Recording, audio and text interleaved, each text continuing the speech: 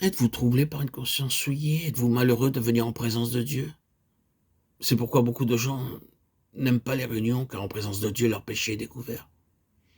Ils iront à une partie de football, et cela pendant des heures, ou à un concert, mais ils ne supportent pas le fait de venir à une réunion parce que la parole de Dieu découvre leur péché.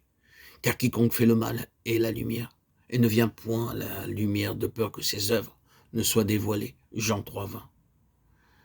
Je me souviens en Inde, nous dit frère Baksing, il y a de cela bien des années, une mère vint me voir et dit « Voudriez-vous venir chez nous, nous visiter ?» J'y allais donc et leur jeune fille était là, qui ne venait pas aux réunions. Je lui dis « Sœur, pourquoi ne venez-vous pas aux réunions ?»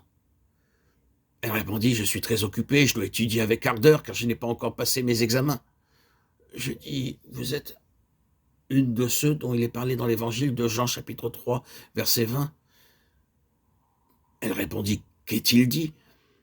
Lisez-le vous-même dans la Bible, répliquai-je. Alors elle apporta la Bible et lut avec assurance, puis elle le lut une deuxième fois, puis une troisième fois. Pour finir, elle se mit en colère et dit à sa mère, « Pourquoi lui as-tu parlé de moi ?» Je dis, « Elle n'a jamais prononcé une parole sur vous. Je vous dis d'après la parole de Dieu que vous ne venez pas aux réunions parce que vous avez peur que la parole de Dieu découvre votre péché. » 2 jours après, j'ai reçu une lettre. « Frère, vous avez raison.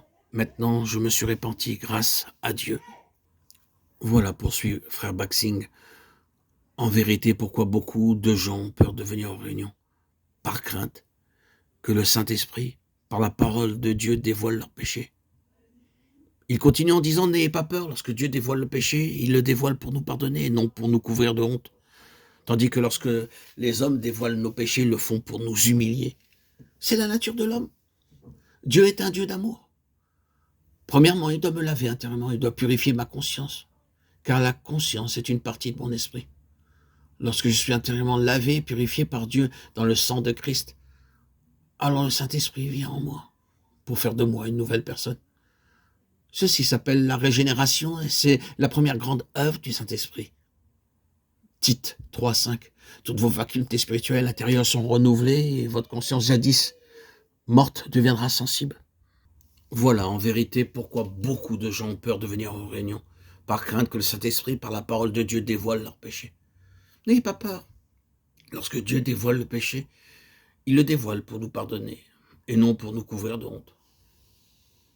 Tandis que lorsque les hommes dévoilent nos péchés, ils le font pour nous humilier.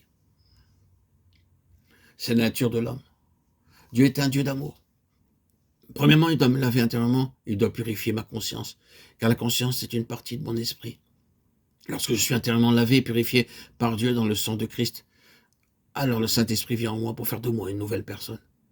Ceci s'appelle la régénération et c'est la première grande œuvre du Saint-Esprit. Tite 3,5.